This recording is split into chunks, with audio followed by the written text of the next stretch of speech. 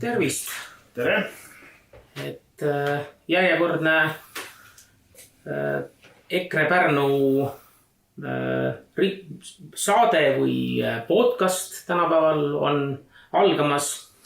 Et võiks öelda, et see on selline konservatiivide hääl Pärnus. Täpselt nii. Tervitus. Minu nimi on Siimo Lopsik. Sven Sildik.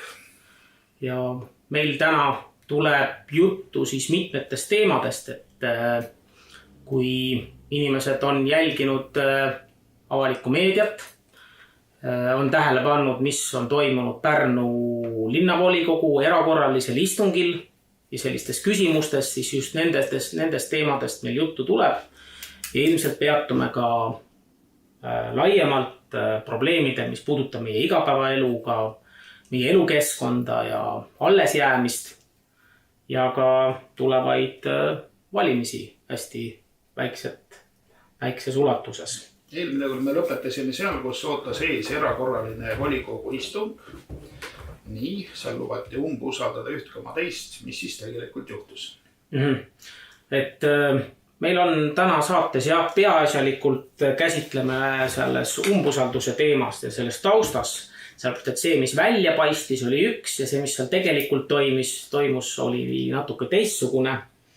Aga lühidalt on teemade ring järgmine, et kõigepealt siis me vaatame sisse Pärnu linnavolikogu kulisside taha, mis seal erakorralisel volikogul siis juhtus, mis seal esile toodi ja toomata jäeti.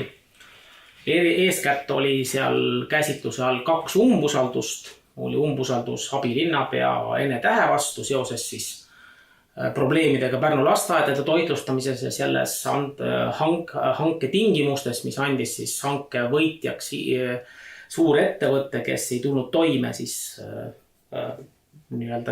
lasteaedade toitlustamisega.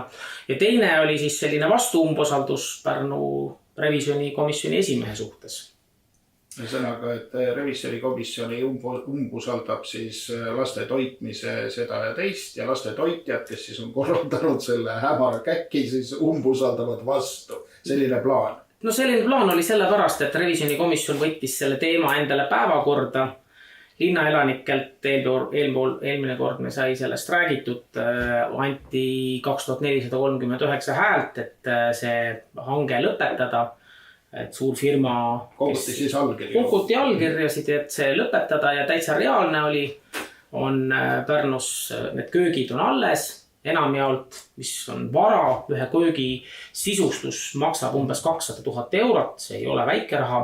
Ühesõnaga, need lasteaedade köögid on veel nagu olemas. Osaliselt jah, mitte kõik, aga osaliselt on olemas. Ja sellest tuleb veel juttu, seal on nagu detaile, et siis teisena meedia erapoolik suhtumine, eriti kui revisjonikomisjoni päevakorrast võetakse välja vaid üks punkt, mis puudutab siis revisjonikomisjoni töö takistavaid tegureid ja sellest tulenevalt on siis välja toodud justkui isikuliselt revisjonikomisjoni esimees tahaks Pärnus kaotada volikogu liikmetelt siis parkimistasu, et seda siis täpsemalt toome välja. Siis mõnes mõttes ka selline mahasurumistaktika, et kasutatakse võimalust revisjoni tegevust siis suunata kõrvale seoses siis tänapäeval hästi levinud kohtusse andmistega, et Eestis on olemas selline justiitsterror mõnes mõttes, et seda rakendatakse täna ka Pärnus natuke, et sellest hästi põgusalt.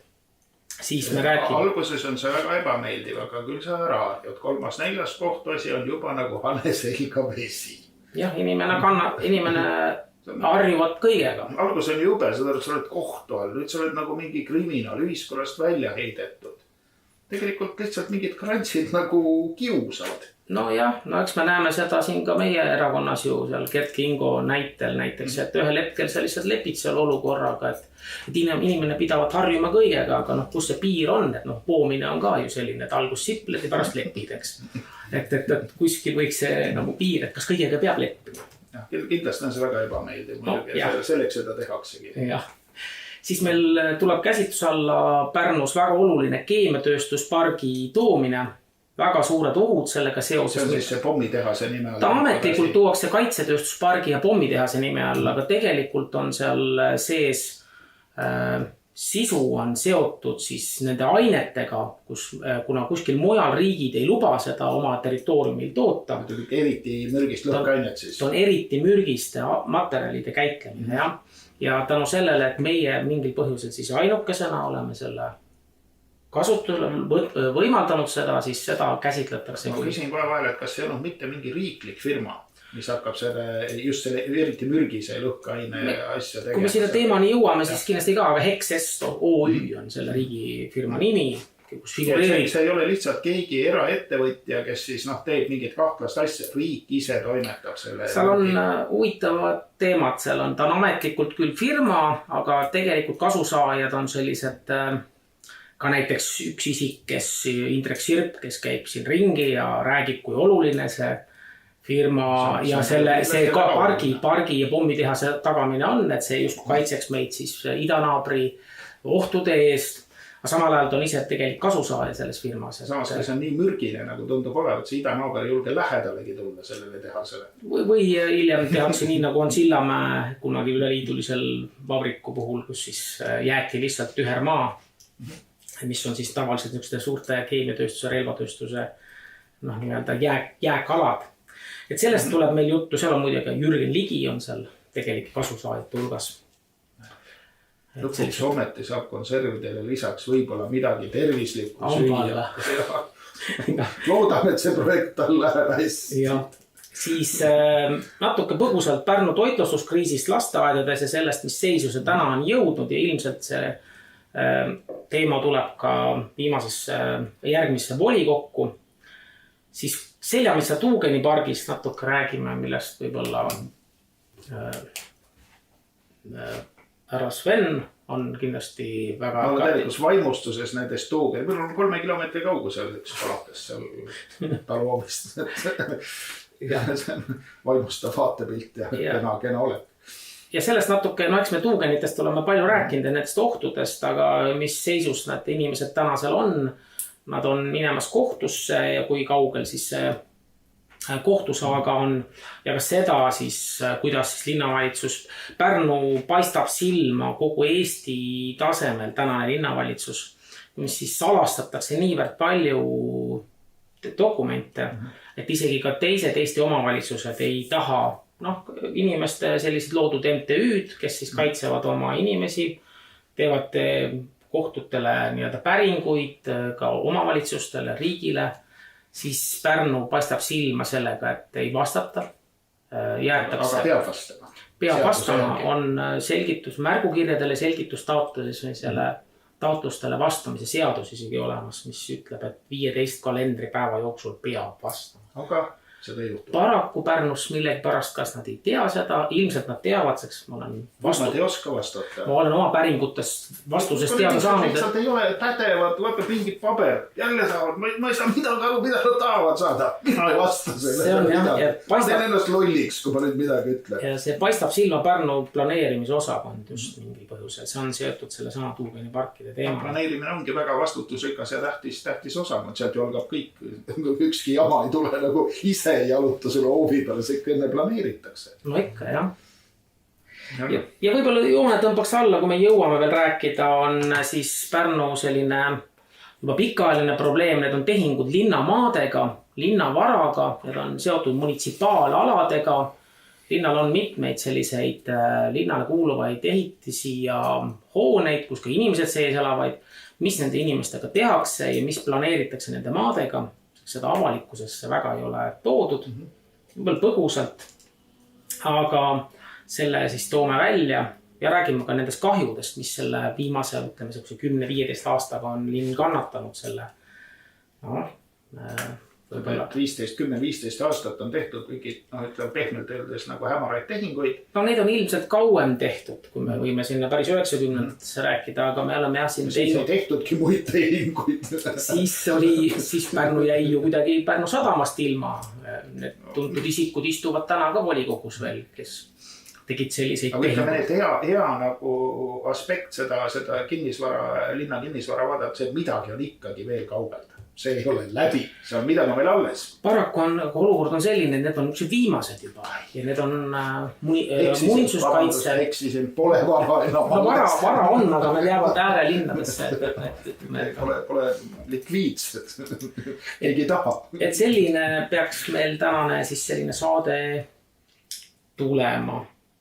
Aga hakkame siis volikogu ja umbusalduse. Umbusalduse teemast, jah. Et teatavasti umbusaldus võeti ette sellepärast, et Pärnus oli toimunud see toitlustus FOPA, kus siis võeti eelmine kord juba käsitluse all teema, et võeti suur firma hästi kergekäeliselt, hankesse pandi sellised punktid, mille põhjal ei ole võimalik näiteks temaga kergekäeliselt ka seda lepingut üles öelda, katkestada. Alles või ilmselt siis, kui me uue linnavalitsuse loome, aga siis on ikkagi ka poole aastat vaja ette teatada hanke järgi. Ja selle hanke tingimustes ei ole kvaliteedile eriti rõhku pantud. 70% on hind. Nii et sisuliselt aga hind saadigi, et selles mõttes nagu klient sai selle, mille tahtis, aga lapsed ei saanud seda, mida neil vaja. Aga toidupäeva hind tõusis 2 euro ja 10 sendist 3 euro ja 8 sendini. See tähendab seda, et kui avalikult öeldi, et hind ei tõuse, alguses öeldi isegi, et hind langeb. Seda räägivad elektri kohta, tuuleelektri kohta ka. Et jah. Aga see ei ole ainus juhtum. Rahandusabilinnapea ja Meelis Kupp ütles seda veel volikoguski, kes on hankekomisjoni juht veel. Et hind langeb, aga tegelikult... Minu matemaatika järgi oleks siis umbes poole kallimaks. Kolmandik. Nagu see 210 oli, nüüd arvestame, et Pärnus on 2805 last, kes käivad siis eelkooli ealised ja siis seda võib siis arvutada niimoodi, et seal muidugi... Arvutame. Jah, päris arvutamist ei lähe, et ja selle tagajärjeks oli siis see, et kuna revisjonikomisjon, nagu revisjonikomisjoni aktiivsusele viidati, et liiga aktiivne ja uurib teemasid, mis ei peaks olema. Siis kuna revisjonikomisjon ka seda püüdis siis päevakorda endal tuua kõigi muude teemade hulgas, siis sellele järgnes revisjonikomisjoni umbusaldamine. Et peale selle, et umbusaldati siis abilinnapead, umbusaldati ka revisjonikomisjoni. Ja kas see on nüüd mingi selline nähtus, mida varem ei ole olnud? Pärnus teda ei ole minu teada olnud. Ma ei ole uurinud 30 aastaid. Aga siis ei olnud ka päris sellist revisjonikomisjoni, siis oli eelarvekomisjoni revisjoni. Või see on midagi uut? Jah, viimase 35 aasta lõikes ei ole revisjonikomisjoni esimest umbusaldatud ja enne valimisi veel. Et Tallinnas on see küll toimunud 2016 ja vist on kuskil veel, ma praegu kõike. Aga... Mitte täiesti pretsedenditu, aga täiesti uus tuul nagu Pärnu tingimustes. Tuul, jah, aga seal tavaliselt peaks olema põhjendatud mingisuguse teemaga. No näiteks, et kui sa umbusaldad, näiteks, et on mingid kahtlased tehingud, või see tavaliselt on revisjonikomisjonil see probleem, et seadus nõuab seda, et revisjonikomisjoni liige, kes linna allüksusi ja linna uurib, ta ei tohi olla linnaasutusega seotud. Näiteks mingi linna allasutuse ärihuvidega seotud või on tal mingi firma, kes osutab teenused linnale. Siis selliste puhkudel on seda tavaliselt. Ja see on mõistlik. See on mõistlik ja kui ta on näiteks tuvastatud on mingi kelmuse juhtum või mis iganes, siis ilmselt on seaduse järgi selline võimalus olemas. Ma Tallinna juhtumit täpselt ei tea, ma lähtusin ainult avalikust infost. Aga siin antud juhul tehti umbusaldus nii, et isegi ei põhjendatud. Põhjendus oli, et revisjonikomisjoni esimees teeb endale valimisreklaami. Ühesõnaga komisjon teeb oma tööd. Aga mis näeb umbusaldajatele, et ta teeb reklaami. Aga need, kes linnavalitsuses töötavad, kas need ei tööta selle nimel, näiteks ei teinud silda selleks, et kuidas see... No, sild on huvitav teema. Et kui minna ajas tagasi aastasse 2020, siis saigi, oli üks teine linnavalitsus, kes pani aluse selle silla rajamisele, küll oli see silla projekt teine natuke. Rahandusminister oli ka tollal teine, kes sellele esimese hoo sisse andis. See võis olla üks konservatiiv. See oli küll konservatiiv, Martin Helme oli ta nimi sel hetkel, jah. Siis läksid silla rahaste liikuma, et kui nüüd valimistel keegi ütleb, et tema tegi selle silla ja tema ei ole Martin Helme, no siis ärge seda juttu väga tõsiselt kuulake. No seal oli ka teisi isikuid, et arvestades ka, et meie enda Pärnu abilinnapea Mart Järvik ja teised. Aga et kõike võib ju käsitleda reklaamina selles mõttes. Aga tagajärg on see, et juhtus selline huvitav juhtum, et umbusalduse esitaja, kes on ise revisjonikomisjoni liige ja äärmiselt kiirelt muutunud nüüd peale seda, kui kui aasta alguses revisjonikomisjon tuli oma otsusega välja. See oli esimene üldse ajaloos esimene Pärnus revisjonikomisjoni otsus. Imelikkusega ei ole see seaduslikust juriidilised tingimused lihtsalt sellised on, et on pikk protseduur. On inimene nagu täiesti muutunud. Et kõigepealt alustades selles, et ta selle allkirjasid võttis, ta oli alguses kõigega nõus, siis ta võttis allkirjad tagasi.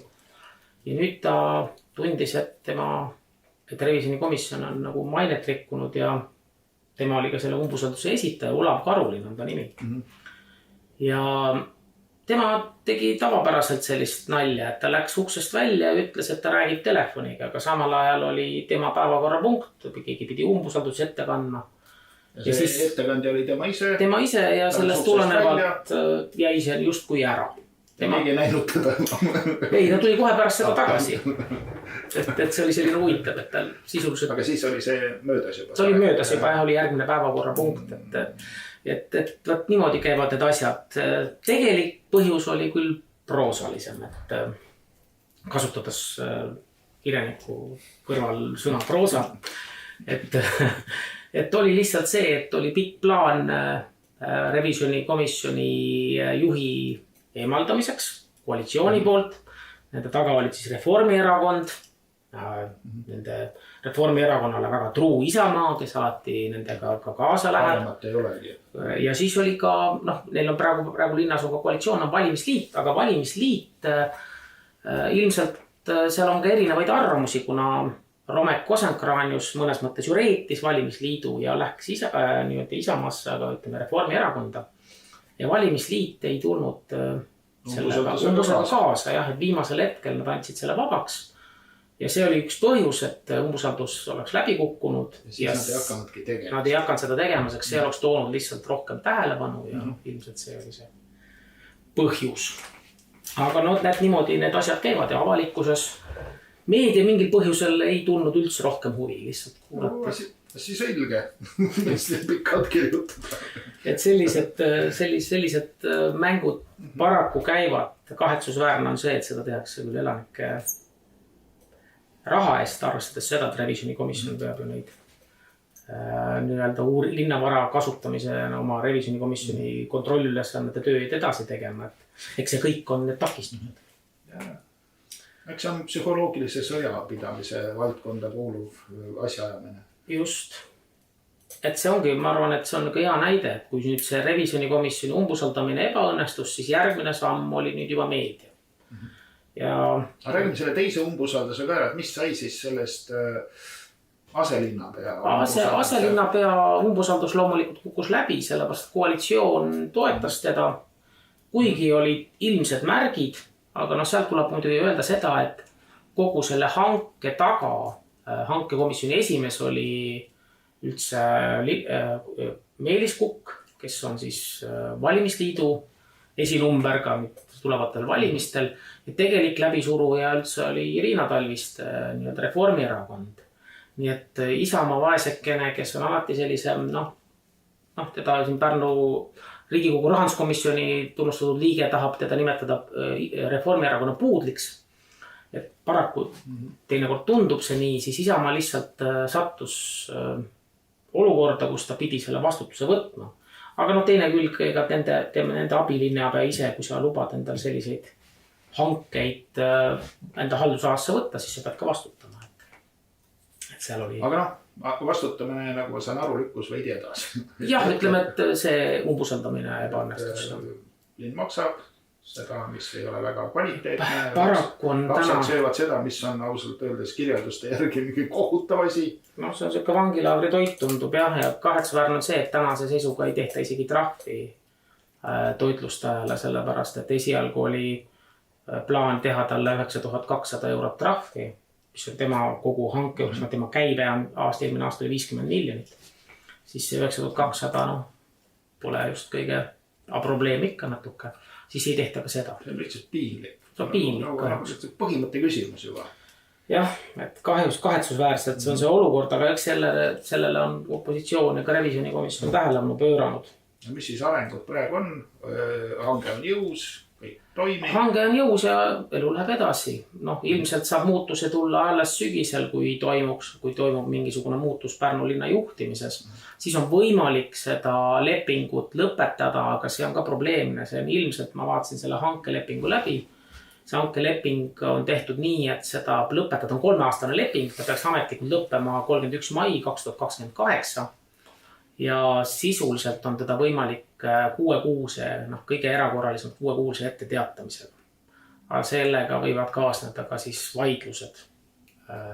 Kohtuvaidlused. Võimalik ka sellised, sest see leping on tehtud linnale paraku kahjulik.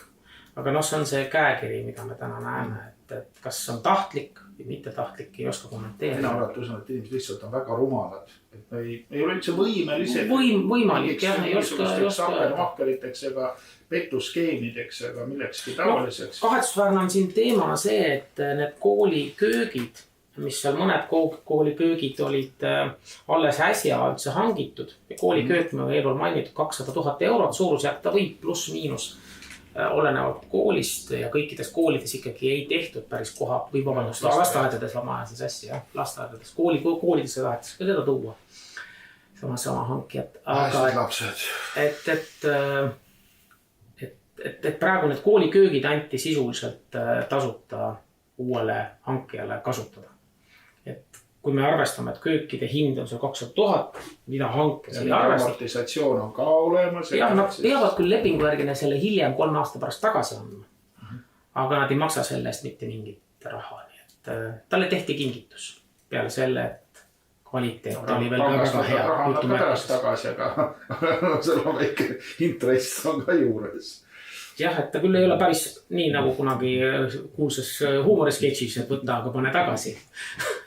Aga et nii näete lugu on, et linn seda kahjuks seda raha. Ja praegu oleme siis olukorras, kus kõik läheb edasi nii nagu on. Kõik läheb edasi nii nagu on ja paraku põhimõtteliselt kaotati. Ja paistab veel see koolide. Koolidega nüüd juhtus õnneks või kahjuks, seal on ka omaette teema, mis ilmselt tuleb järgmisse volikokku, on seoses sellega, et sama hankija oli võitmas ka koolide toitlustushanget, seal oli 3 kooli. Ja ilmselt hirmust, et võib samasugune probleem tulla, lükati seda edasi aasta võrra ja jätkati samas olukorras, kus me täna oleme, aga seal tehti ka vigu, seal ikkagi hanget ei tehtud. Mida seadus nõuab, nii et see on üks teema, millega siis ilmselt arupärimiselt volikogus sellele ka valgust heidavad. Ühesõnaga tehakse hange, halvasti ei tehta hanget ka halvasti. Selles mõttes, et lükati edasi tegemata avalikku hanget. Päris nii ei saa ikkagi, aga võib-olla hoiti jälle ära suured fopa, kes teab. See on võimalik, jah. Aga see meedia käsitlus, et nüüd... Meedia siis võttis mingil hetkel toru. Meedia võttis järsku käsitluse alla revisjonikomisjoni töö. Olnud varem, küsin lihtsalt, et olnud varem siis huvi tundub. Tegelikult aasta alguses korra tunti huvi. See oli küll puudutas Pärnu linnas seostatud nende linnavaraga tehtud tehingud, millega maksti suuri kompensatsiooni endistel linnaametnikele, kes siis mingite rikkumiste tõttu on tööd pidanud lahkuma. Seal oli kaitsepolitsei tegi läbiotsimise ühe Pärnu linna kultuuriosakonna juhi kabinetis, kus leiti huvide konflikt tema enda siis sellise MTÜ-ga seoses, aga ka seal oli probleem ilmselt laiem. Ja siis korra pöörduti, kus ma sain ka paar sõna öelda.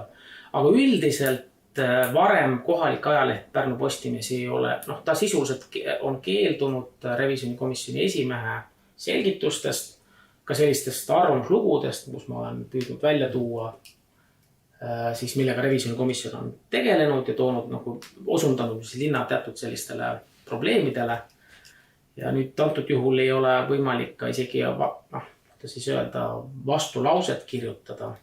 Keeldutakse ka lihtsalt, kui näiteks esitatakse vale fakte, siis ma ei saa isegi ennast kaitsta. Kuidas siis põhjendatakse seda keeldumist?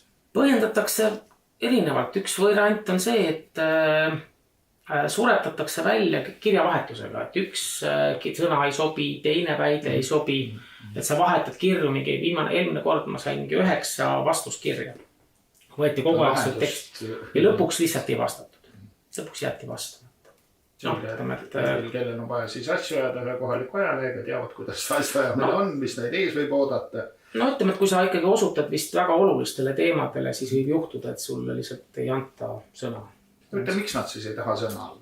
Ajakirjandus peaks olema ja meil vaba ja peegeldame üht poolt ja teist poolt, mõlemad pooled ära kuulama ja kõike seda tegema. Aga kõik on võib-olla inimlik, siin on ka see, et ikkagi kõik on inimesed, on inimsuhted.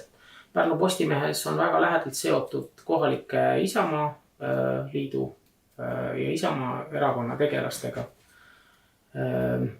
Kuidas on Postimeesgrupile? Postimeesgruppi kuulub, jah. Tundubki olevat selline Isamaa meelne. Kui vahel lugeda, siis selline jääb. Linnamäe grupp vist peaks olema Isamaa, jah.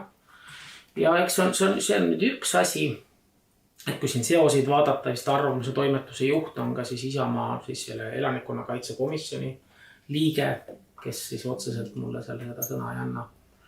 Ja eks võime siin mingid muid seoseid ka tuua, et siin peatoimetaja seosed võib-olla teise Reformierakonna abilinnapeaga, aga ei oska mööda mitte kände ja kivisid mööda, vaid inimesi mööda. Kõik on väga inimlik, jah, et ikkagi kui sa tood ikkagi väga olulised teemad välja, mis võivad võib-olla mõnele erakonnale saatuslikuks saada, siis ilmselt on valik selline, et sulle lihtsalt sõna ei anda.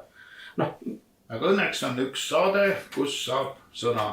Üks saade ja õnneks on ka tegelikult veel ausaid riigiametnikke, ikkagi paljud probleemid, millele revisjon on tähelepanu juhtinud, aga mis on, need teemasid on palju laual, aga meie kohalik õiguskaitseorganid on ka ikkagi tublid, et kui te juunis alles otsite läbi Pärnu halduse juhi, mis on samuti Irina Talvist nii-öelda siis haldusala juhtimine ja seal tuli välja, et on kõigest ei saa rääkida. Kes siis läbi otsiti või mis läbi otsiti? Otsiti läbi allüksuse või Pärnu halduse juhi nii-öelda dokumentatsioon ja siis sellised tööruumid, kuna kahtlustati omastamises väga suures ulatuses, üle 100 000.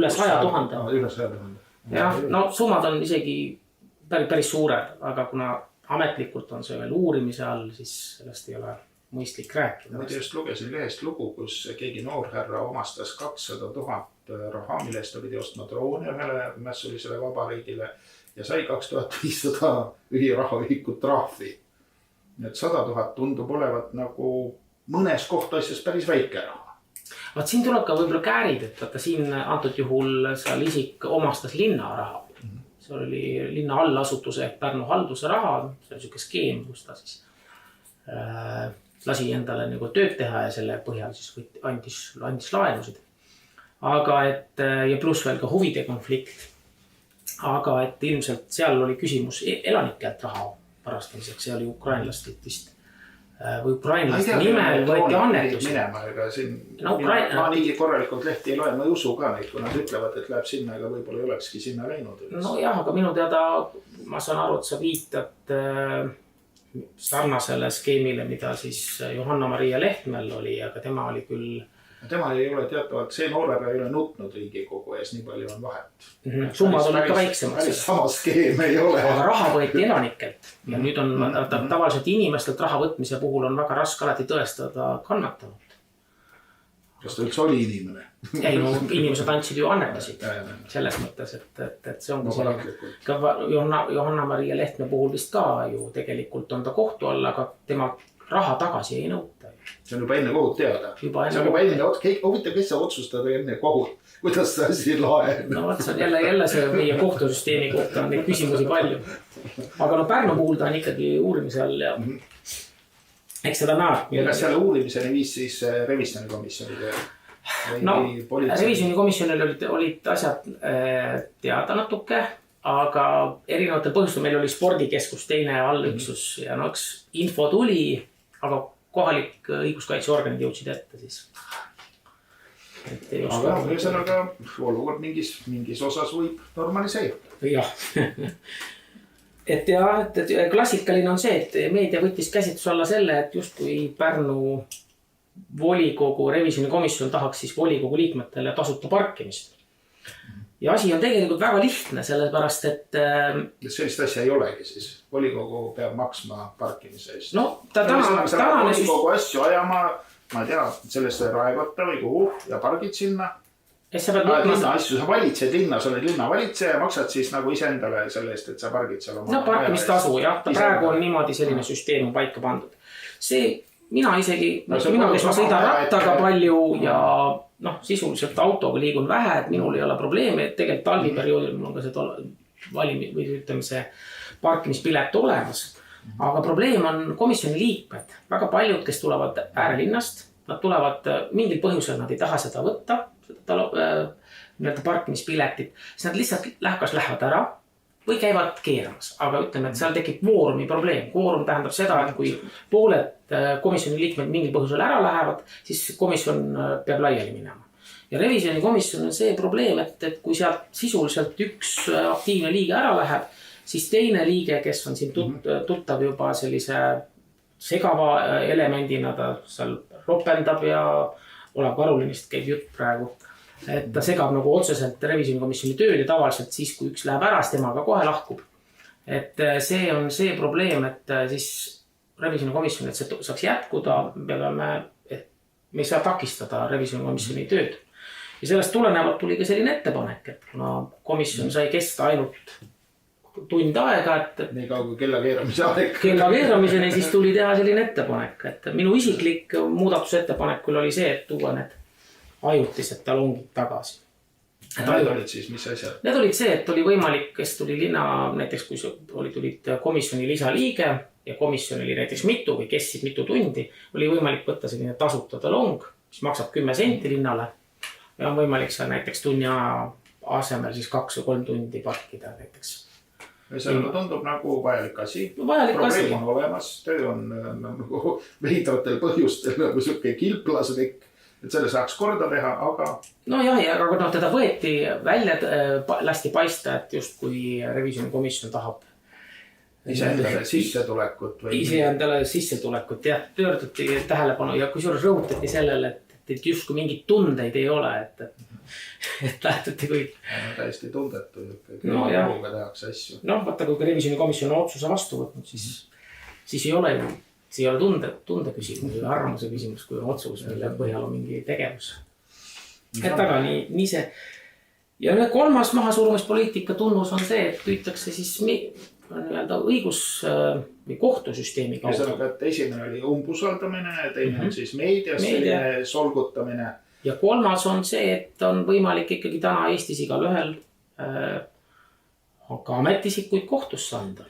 Kui sa esitad liiga selliseid ebamugavaid küsimusi või küsimuste sisus võib olla selliseid sõnu, mida kuulaja võib tajuda solvavana, siis selle eest on võimalik kohtusse minna.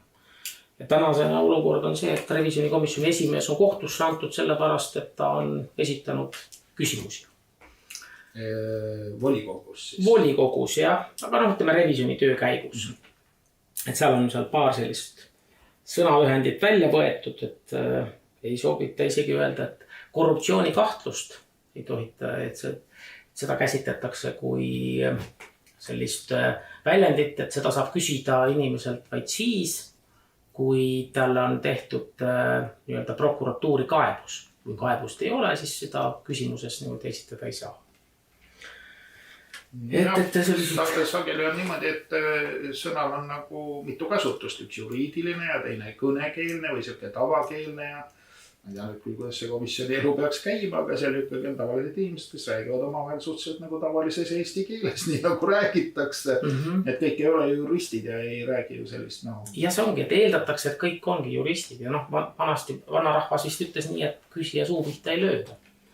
Ja eriti olukorras, kus inimene... Ja kui ei saa aru, siis tuleb ju küsida, et mis sa tahtsid öelda, et mitte kohtusse minna.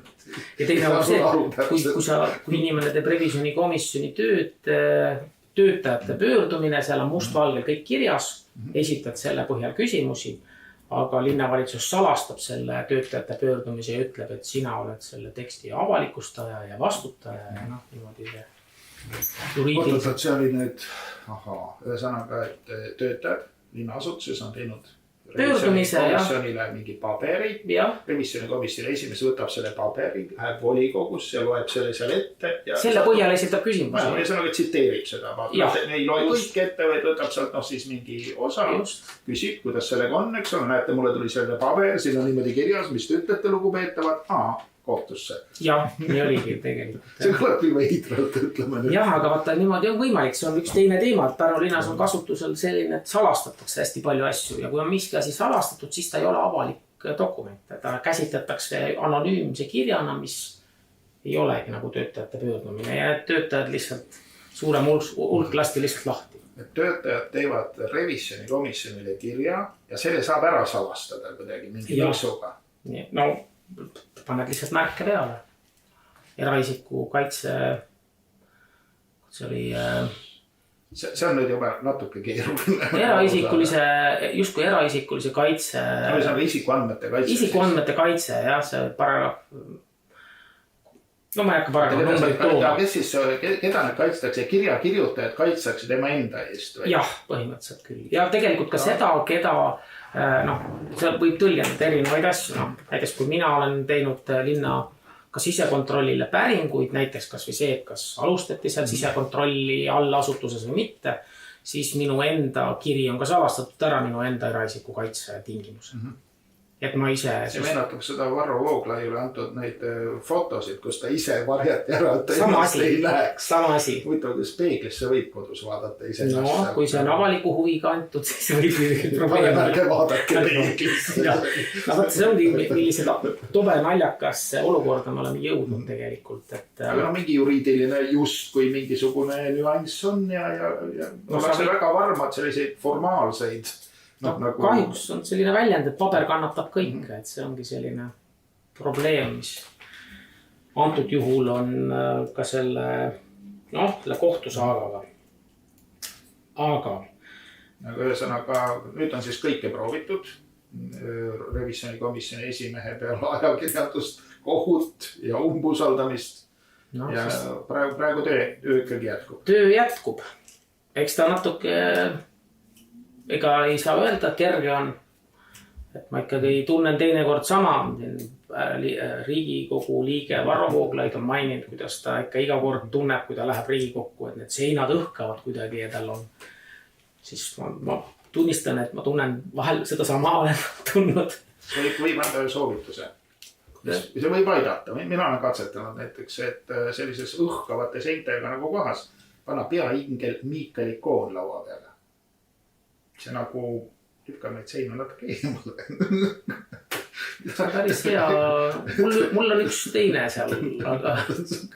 Ütleme, et me kaldume nüüd veidi sellisele nagu libedale pinnale, aga tegelikult jah, need sellistest, ütleme nagu vaenulikest inimestest koosnevad nagu organisatsioonid ikkagi tõesti näivad õhkavad sellist negatiivset. Purjusel on väga negatiivne energia. Et see ilmselt ei ole ainult kõnekujund, et see on, seal võib olla ikkagi mingi füüsikaga taga, mida tõesti ei ole väga hästi uuritud.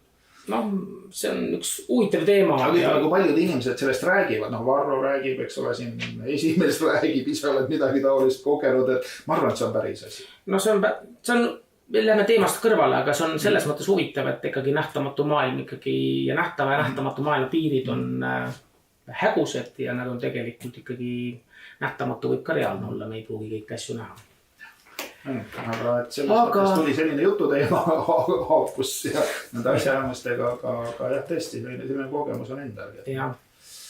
Aga meil on oluline teema revisjonis ka käsitlusel on seotud täna Eestis väga aktuaalse teemaga on laskemoona vabrik ja rahvakeeles pommitehas. Pommitehas, mida siis on otsitud Eestis mitmesse piirkonda on püütud teda rajada ja viimastel sellistel kooskäimistel, mis siin on üle Eesti toimunud sellel aastal kevadel ja nüüd ka siin suvel, on läbi paistnud karm tõsiasi, et algusest peale oli paika pandud riigi tasemel, et see nii-öelda keemiatööstus või pommikeemiatööstus on planeeritud Pärnumaale Pärakülla.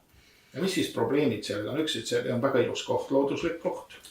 Ta on üks väheseid puutumata loodusega kohti. Eestis teatavasti on tööstusmaastikke päris palju, aga on ka maaparandusega seotud, nii et Eestis 2006-2007 aasta seisuga oli Eestis puutumatud looduskeskkondasid umbes 13%. Neid maaparandusi oli nii palju tehtud. Kõige parem koht on võtta just üks selline koht ja teha sinna väga mürgise lõhkaine tootmise riiklik, ma ei tea, mis ta siis on. No, riiklik ettevõte, seal on küll pooled ettevõtted on eraettevõtted, ehk siis toodang. See kõige mürgisem. See kõige mürgisem, mis on puudutab nüüd RDX lõhkaine tootmist, see on nüüd Eesti riigiga seotud ettevõte. Ja me korra seda vist mainisime, Hexest OÜ, kus siis on ka kasusaajad, on meie tuntud riigitegelased, nagu siin konserve sööv nii-öelda rahandusminister. Tänan, et antud juhul... Inimlikult mõistetav, et tuleb kasutada kõiki võimalusi, et sellest raskest olukorrast pääseda. Mis ma teen? Ma teen pommitehase. Looduskaunisse kohta. Looduskaunisse kohta ja kahjuks on see, et neid kohti oli tegelikult 5. Oli Kiviõlis, oli Piirsalus, Aidus, neid põhimõtteliselt enam teised olid näiteks vana raketibaas. Teooria järgi võiks isegi seal olla. Teist maha kallatud omal ajal. Et kui seal on nüüd natuke mürki juurde, tuleb ilmselt võib-olla ei lähegi palju. No võib-olla Kiviõli oleks veel parem, seal olid sisuliselt vanad kaevandused ja nii edasi, kus on meil kinnised ruumid olemas, et see, olgu öeldud, see RDX on ülimürgine aine. Seal on mingi hapetega nagu... Hapetega, seal on 6 ülimürgist ainet, ma toon ühed välja, on arseen, plii ja elavõbe, mis on võib-olla inimestele tuntud. See on sama hea kui vaktsiin juba. Jah. Aga ütleme, et seal on neid veel. Seda võib endale süstida, mulle tundub ohutu ja tõhus. Jah, ja neid on mujal maailmas rakendatud, aga tänapäeval on mindud seda teed, et neid kasutatakse seda mürgiste ainete käitlemises tekkinud jäätmeid põletatakse sisetingimustes. Aga Eesti mingil puhul, nii nagu ka Rail Balticaga, kasutatakse mingil põhjusel jällegi ikkagi see vanu ära proovitud olusid, kus siis avapõletamist kasutatakse. Ja see avapõletamine, see on nii mürgine aine, et kõik kindlad tööriided, kõik millega, kes kokku puutuvad, see puhastatakse ära, kõik mis alles jääb, pannakse maha ja pannakse lihtsalt põlema. Hästi lihtne. See on kangem kui vaktsiin. Ja põhiline ja huvitav on, et see suur uuring kokku 203 lehekülge keskkonnamõju hindamine, mis seda siis käsitles. Seal oli muide oluliselt väga selliseid suuri vigasid sees, näiteks et plahvatust arvestati 24 tunni jooksul. Näiteks kui mürauuringut tehti, siis esiteks tehti lahjema lõhkainega TNT-ga. TNT on umbes 1,5 korda väiksema plahvatusjõuga kui see RDX. Ja see jagati 24 tunni peale. Kui see paugu jagad 24 tunni peale, siis ega seda väga nagu... See on umbes nii, et nagu lööks kaikaga pähe, aga see löök jagatakse üle terve keha pinna ära. Kogu aeg on 24 tundi ja nüüd tunne. Nagu keegi sügaks. See on selline võrdlus, mis võiks olla.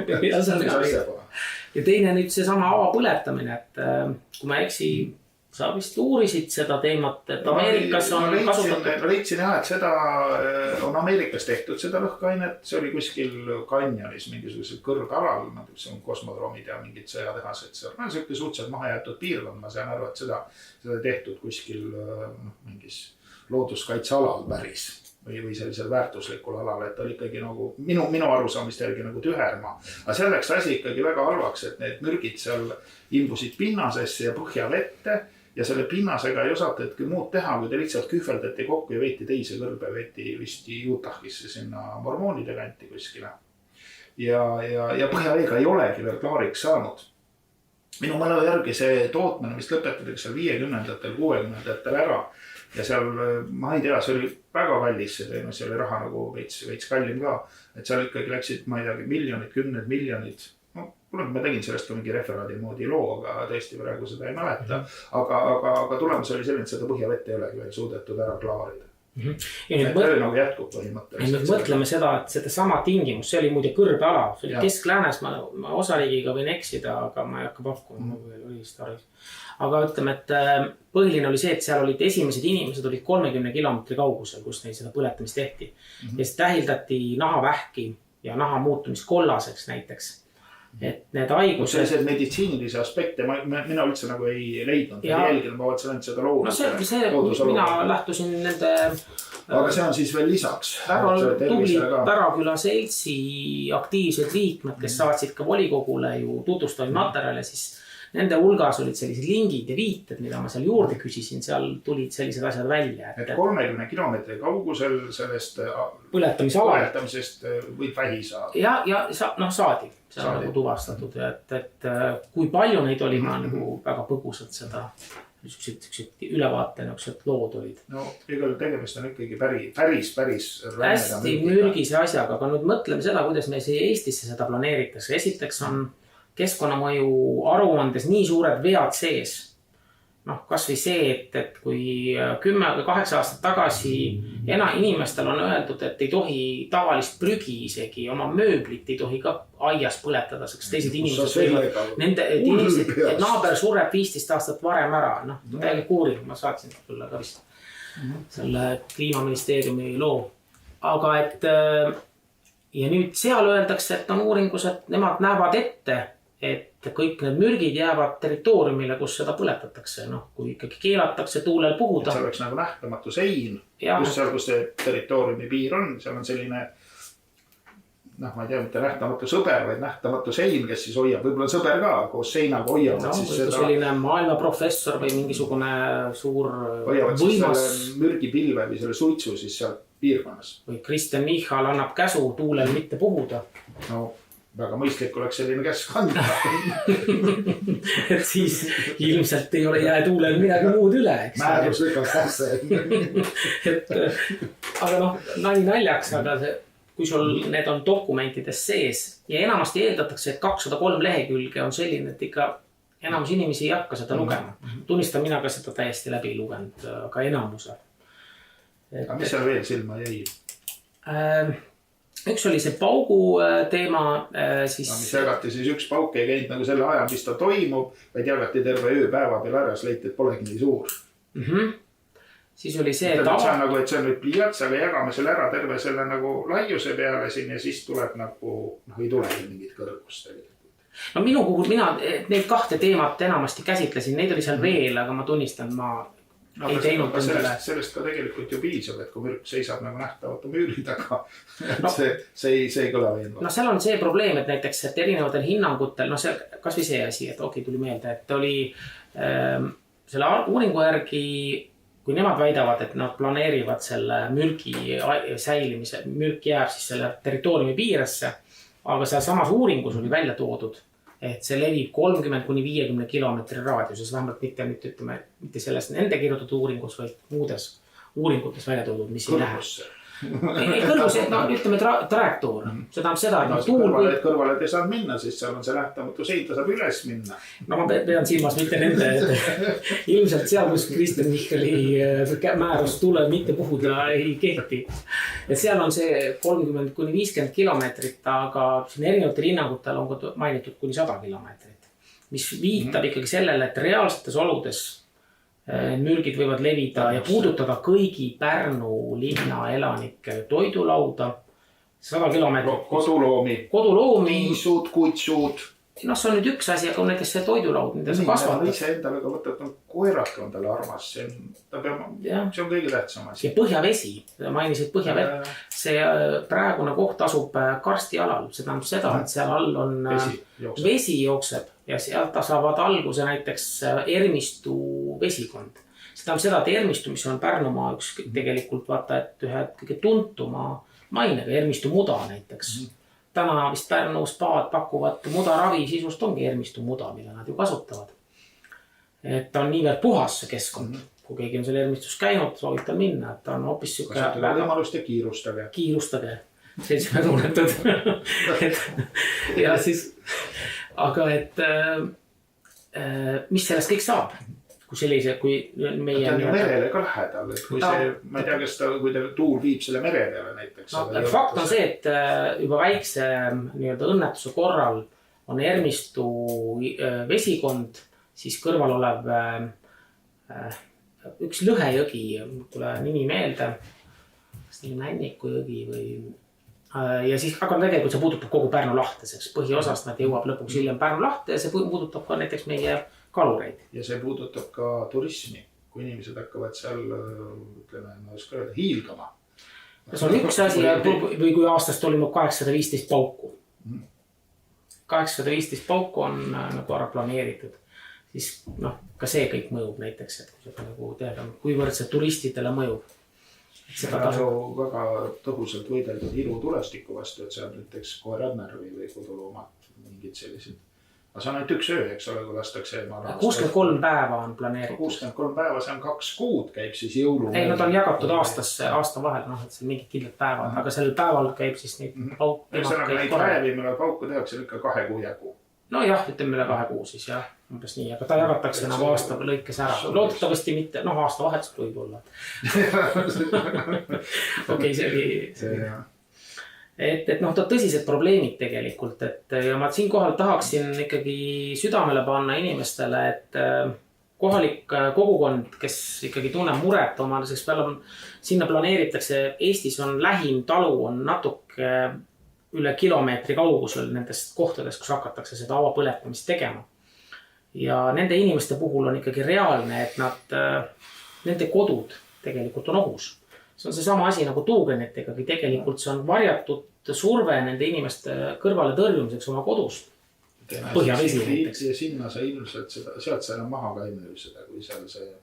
No see on veel kinnisvarahinnad on veel omaette teema ja näiteks kas või see, et need mürgid on looduses mitte lagunevad. Nad lähevad isegi kui kala või loom sööb selle mürgi ära mingis ta läheb selles looduse ringkäiku, ta jõuab ikkagi inimesse ühel hetkel. Kui see kala ükskord peaks oma otsa leidma ja ära mädanema või keegi sööb ta ära, siis ikka see mürk läheb edasi. Ta läheb edasi, jah, ta ei lagune looduses, et seal on see, need tõsised probleemid. Ta päris hästi liigub just see, et ta läheb põhjavette ja sealt ta läheb laiali.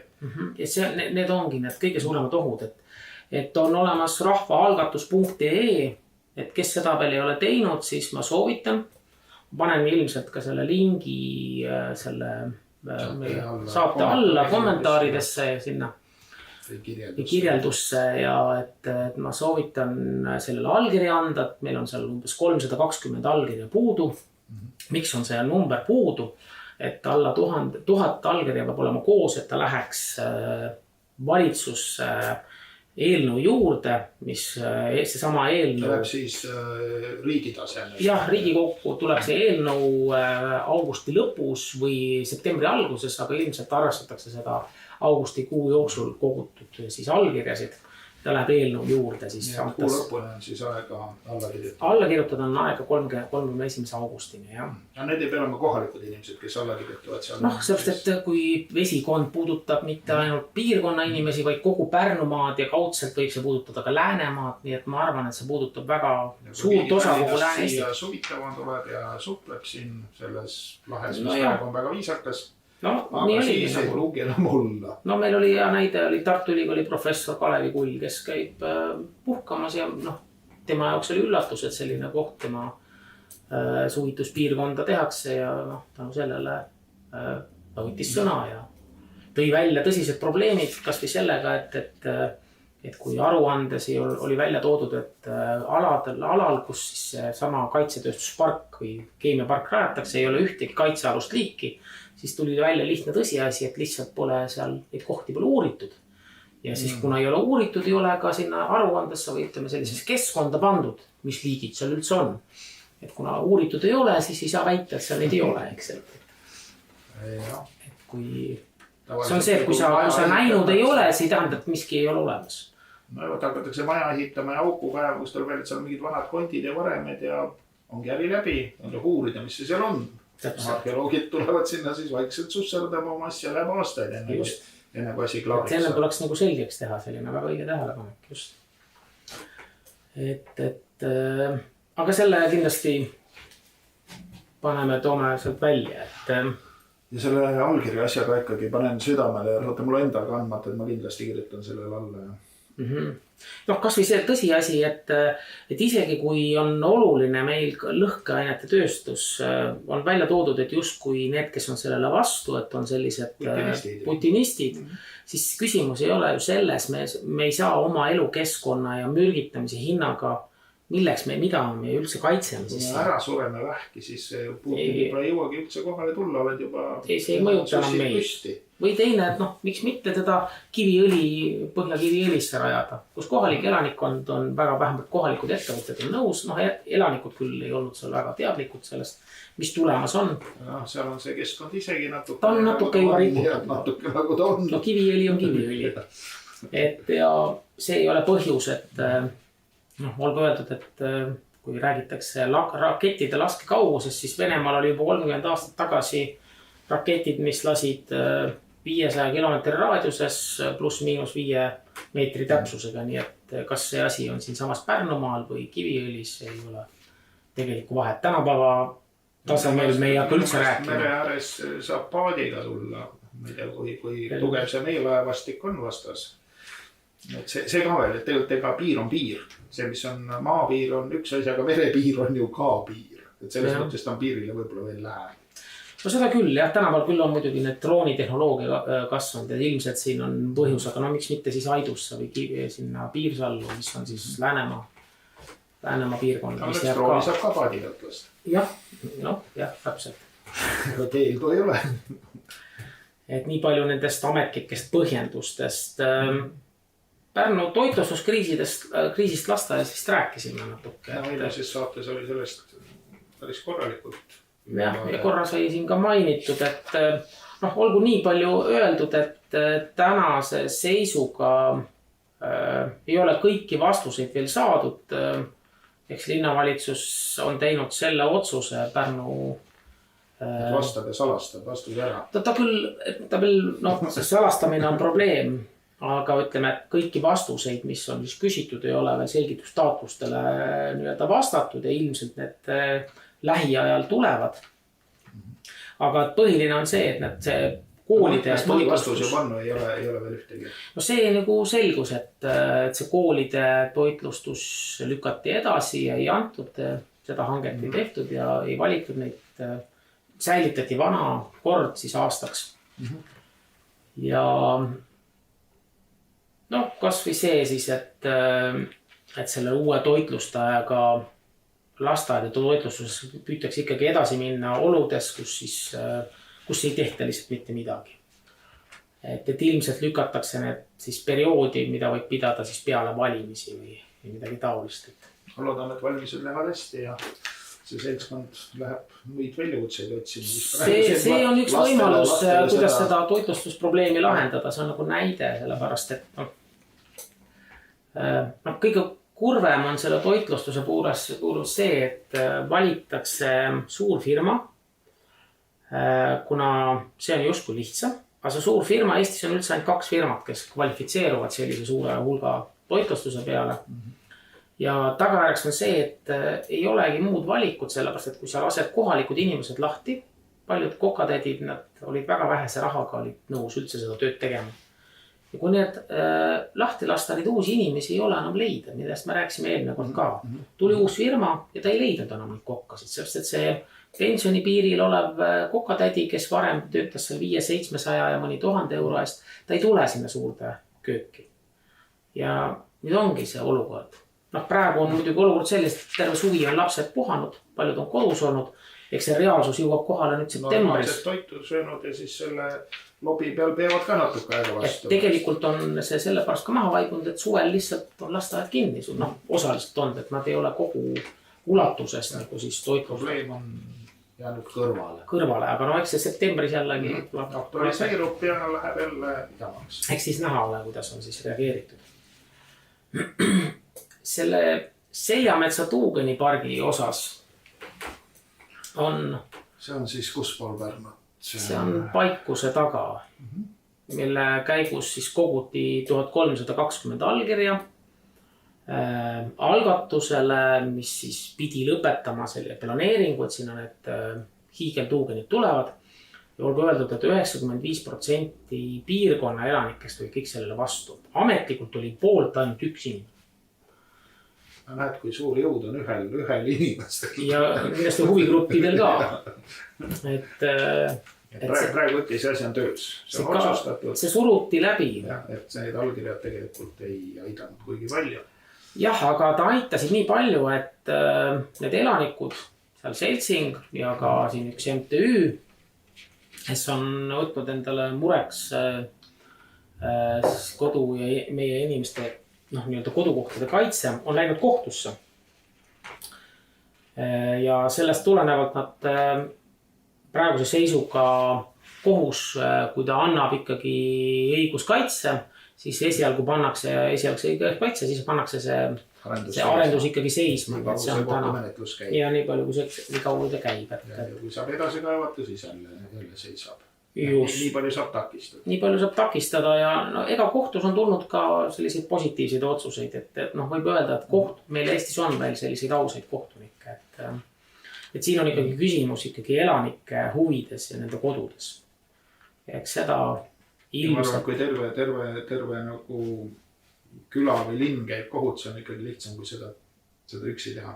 Ma ei tea, kas seal kellelgi saab see esindusõigus olla, kes saab nagu kohtusse minna, et kas see seltsing sai, et selle seltsingul oli esindusõigus. Tavaliselt võib inimene ainult ise ennast esindada. Seltsingul on suurem õigus. Nüüd oli see, et seal oli tehtud kokku 3 sellist kodanikuühendust, üks MTÜ, mis oli siis mehitatud suuremal hulgal nendega, kes justkui olid huvitatud need tuugenid teha, aga need inimesed olid siis pigem seotud nende tuugeni ja ütleme, et selle poolega, kes neid sinna siis arendada püüdsid.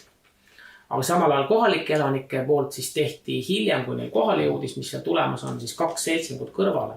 Ja ilmselt see seltsingu läbi on võimalik siis minna kohtus. Seda on hea teada, sest tavaliselt saad sa ainult oma asju ajada kohtus, et sa ei saa minna nagu... Vaat seal on see kes on kahju saaja, et seal on see küsimus, et kui on seltsing, kes esindab mingid inimesed, nemad on need kahju saajad. Et seal on ilmselt see asjaolu, aga kui tuleb mingid uusi teemasid, siis me saame neid käsitleda,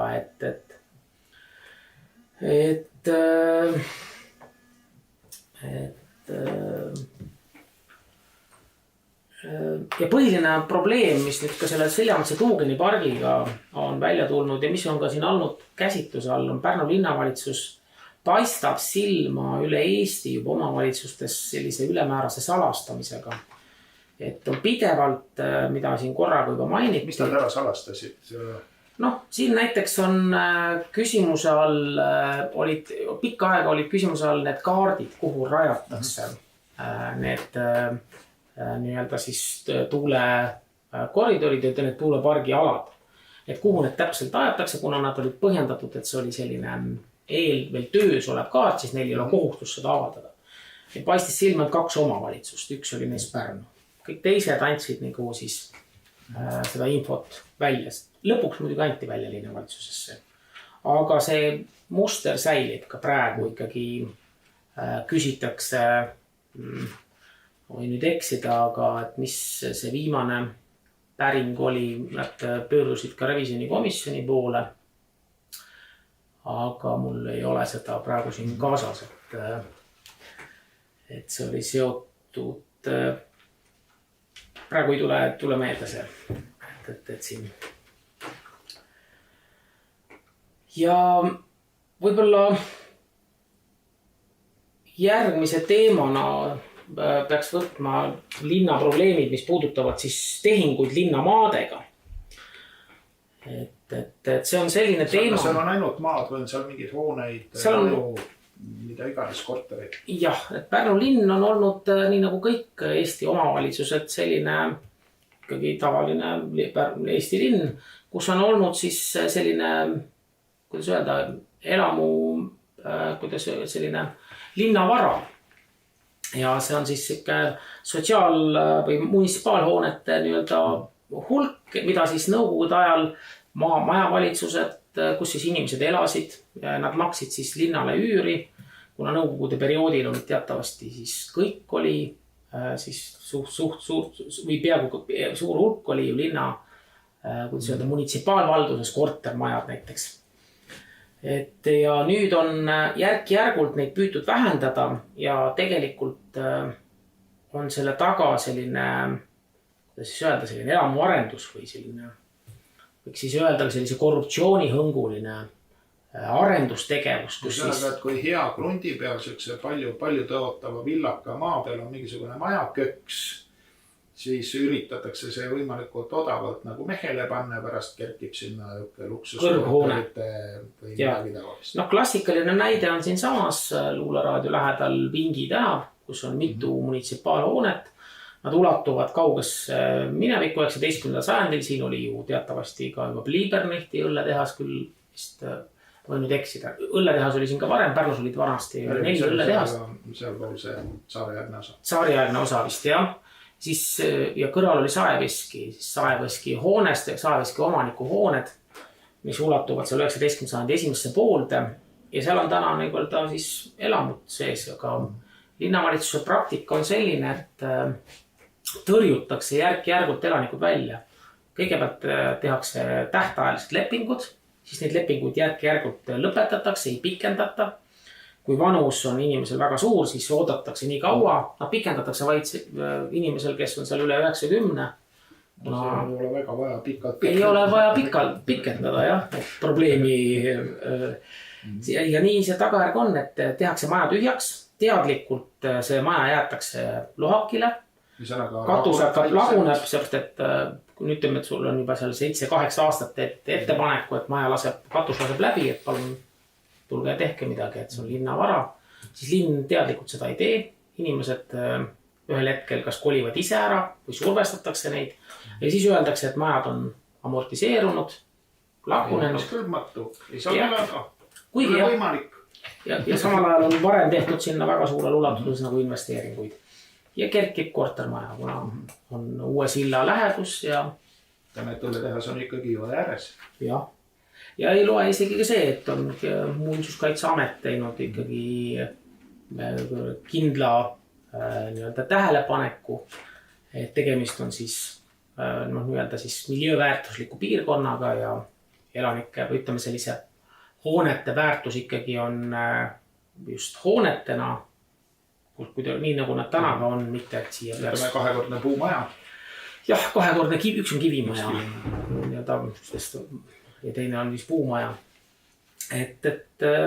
Ja see on tegelikult laiem probleem kogu linnas, et kuna Revisjon on teinud siin tööd viimase, ütleme sellise 15 aasta jooksul, on linnas päris palju olnud selliseid linnahooneid, mis on siis üsna, kuidas öelda, oksjonil üsna odavalt maha müütud. Nüüd klassikaline näide on siis selline Pärnu linnas, et tehakse oksjon mingisugune linnahoonele, näiteks seal mingi Veetänav 4 näiteks, seal oli mingisugune fotostuudio. Tehakse oksjon, oksjoni allhind on seal 105 000 eurot.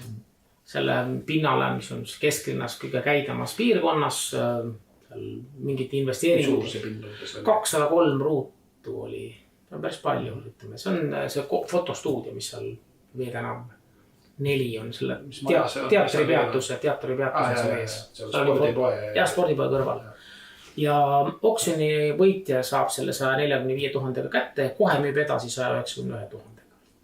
Miskil on tehtud mingi viga. No jah, see on selline näide.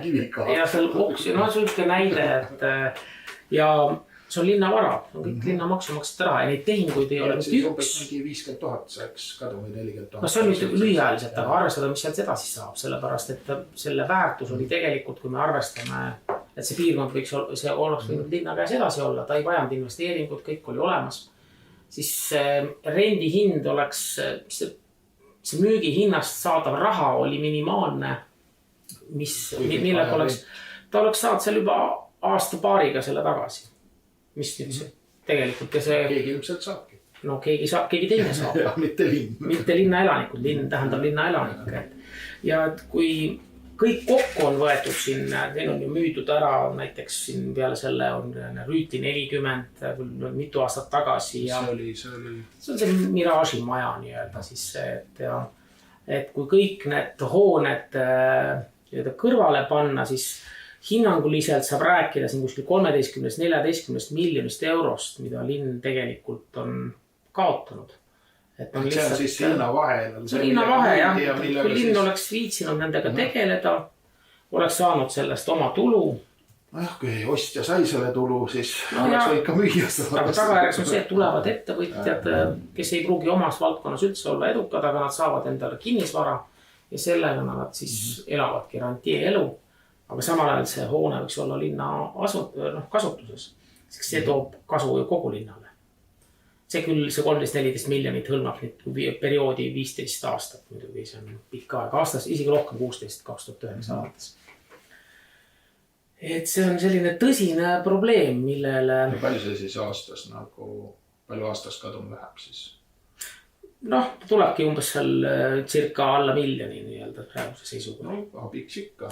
Ütleme jaa, aga see on ainult üks valdkond, millele tasuks tähelepanu. See on tegelikult märgatav. See on märgatav, et linna eelarve, täna on Pärnu linna eelarve 150 miljonit. Summad on muidugi suured. Ja alati tuleb arvestada, et inflatsioon on olnud. Et see, mis maksis 600 000 aastal 2012, ei ole täna enam teps mitte see sama raha, eks. Aga et see on ju kõik linnavara ja kui me kõik maha müüme, mis siis meist üldse alles jääb. Pärnu oli saari ajal keiserliku Venemaa üks kõige jõukamaid linnusid. Kui küsida, kus see rikkus tuli siis? Ta oli, sellest oled ka sina vist kursis, Pärnu oli üks esimesi edumeelseid elektrijaam, näiteks esimene, aga põhiline olid linna mõisad, 6 mõisa olid. Üks tuntum oli Sauga mõis, aga näiteks Kastna mõis ja mul teised ei tule meelde, kunagi giidi koolitusena tegin selgeks, aga kõik on nüüd, neid 6 mõisa olid põhiliselt. Ja põllumajandus siis? Ja ta oli ka kaubandus. Ta oli Pärnu oli tuntud ka sellise juba 18. sajandil niisuguse läänest tulnud kaupade vahendajana Venemaa siis kõrgaadile, see oli ka üks osa. Ja siis loomulikult tollaegne tööstus. Aga see on siuke ajaloo kõrvalpõike, et põhiline oli Pärnu oli üks edumeelsemaid linna. Lihtsalt võib-olla midagi õppida. Jah, me olime väga jõukas linn. Täna me oleme kõik ainult müüme maha.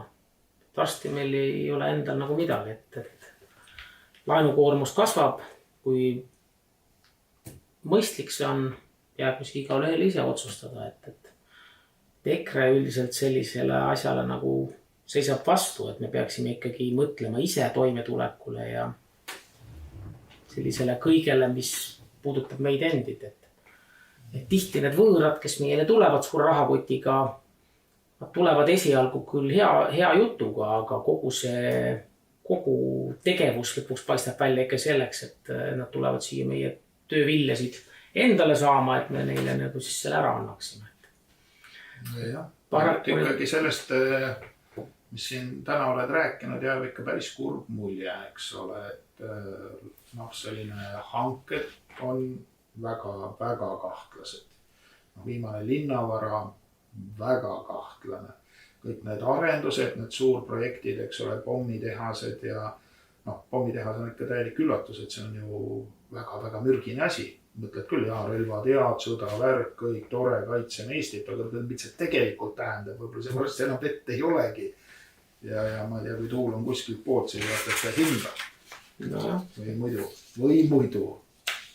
Tuulikud, need ilmselt on juba nii selged asjad, et seal väga palju ei olegi vaja enam juurde rääkida. Et need on ikkagi kaunis kehv kraam. Jah, eks muidugi revisjoni komisjoni ülesanne ongi nagu valupunktidele tähelepanu juhtida ja võib mulje jääda, et revision on selline, kuidas öelda, viriseja või vinguja. Aga kuna probleem on ikkagi tuntav ikkagi ja kui tuuakse välja, et me eristume ka teiste omavalitsuste hulgas, isegi kui võiks öelda, et Eestis ongi olukord selline ja elu ongi just selline, siis me ikkagi täna eristume ka teiste omavalitsustega võrreldes, kus siis need probleemid, näiteks salastamise osas. sellisel... on ka omavalitsusi, kust ikkagi tuuliku äri on ära lõpetatud või ei ole alustatud. Noh, on võetud väga kindlad seisukohad, jah. Aga siin tundub asi isegi, kui on 1300 allkirja, et ikkagi väga hästi sobib isandatele. Noh, kahetsusväärne on see küll, jah. Aga mis me siis...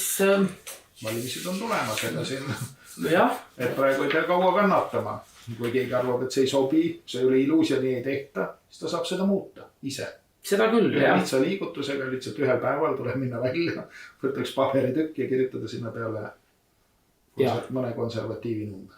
Täpselt. Ja teine on veel ka see, et tuleb alati arvestada seda, et ikkagi Peamuulu meedia on väga professionaalne igasuguste infooperatsioonide tegemiseks, kus mitte millestki tehakse midagi ja vastupidi. Et noh, see on see klassikaline näide, mis siis nädal aega tagasi siin Pärnus juhtus või noh, see Pärnu Postimehe artikkel, kus siis revisjonikomisjoni kõik muud teemad ei ole kordagi olnud nagu käsitluse all. Noh, välja arvatud küll aasta alguse siis üks selline uudisnupp seal Pärnu Postimehes. Aga ütleme, et kõik teised päevakorrapunktid, nendele ei keskenduta ja siis on tuvastatud takistus ja sellest tehakse siis üle-eestiline lugu. Et just kui Pärnu Postimehes eristub või Pärnu revisjonikomisjon tahab nüüd, ütleme siis kõigile sellist... Kuigi probleem oli siis tähelepanu juhtida, et seda tuleb tähele panna, et Peamuulu meedia on väga professionaalne. Aga üks inimesed on enne ka lehti lugenud ja teavad, et nad valetavad, et seal suurt üllatust ei ole, aga hea on teada detaile, et niimoodi valetavad, jälle valetavad. Jah, ja tihti on... Ja valetavad eriti enne valimisi. Muidu sellel teemal ei valetanud, aga nüüd hakkasid. Jah, aga tihti on veel ka nii, et kui ei ole täielikku valet, et seal on näiteks mingi 5 või 10% tõtt, siis 90% sellist... Selle asja nimi on demagoogia, et sa ei saagi nagu ju... Üldse tehniliselt on väga raske kõike kokku valet, nimi on ikka õige ja mõni teema on õige, aga nende see vaatenurk, kuidas seda vaadatakse on vale. Jah, kunagi vist käsitlusel olnud, see oli vist Otto von Bismarck, raudne kantsler, kes ütles, et ta kirjeldas küll valetamise teemat Vene keiserlikus impeeriumis, kus ta oli Saksa saadik. Aga tema ütles, et valetatakse kõige rohkem 3 juhul, et sõja ajal, enne valimisi ja jahil. Jaht on praegu puudu. Jaht on praegu puudu. Just, et on meil arengrõumi, et kui loodetavasti mitte inimjahti. Aga sõda ja valimised on käes. Sõda ja valimised on oma tulemuse andnud. Et see annab oma vitseri, et selles mõttes... Loodan, et see on see koht, kus inimesed peaksid nagu püüdma läbi näha nendest tegevustest ja operatsioonidest. Ma arvan, et sellist ülevaadet ei ole Pärnu Postimees linnaasjadest küll kunagi andnud, nagu me praegu kuulsime. Või on kunagi, me tea. Noh, need on võib-olla üksikud sellised. Aga praegu on see ikkagi mitu eluala läbi valgustatud ja need alad kõik päris nutuses olukorras. Selle revisjoni ja linna munitsipaalpindadega seoses kindlasti sellele tasuks hiljem, selle juurde me peaksime hiljem tagasi tulema, et siin on üsna huvitavad tehingud. Eks me teeme ikka saateid veel ja asjad arenevad ja tuleb keegi vastab mõni ametnik midagi või ei vasta, eks seegi on tulemus, mis saab sealt edasi minna. Et kui me avastame näiteks mõne linna ametniku, kes on endale teinud sellega seoses näiteks mingisuguse pensionisamba, siis me ikkagi toome sellega siin esile. Aga esialgu ei hakka siinkohal nimesid ütlema. Valimistena veel aega. Ja ei ole kõik asju läbi uuritud ja ei ole kõik vastuseid saanud veel esialgu. Aga... Siis on aeg otsad kokku tõmmata. Ja täname siis vaatamast ja kohtume jälle. Järgmise korrani, nägemist.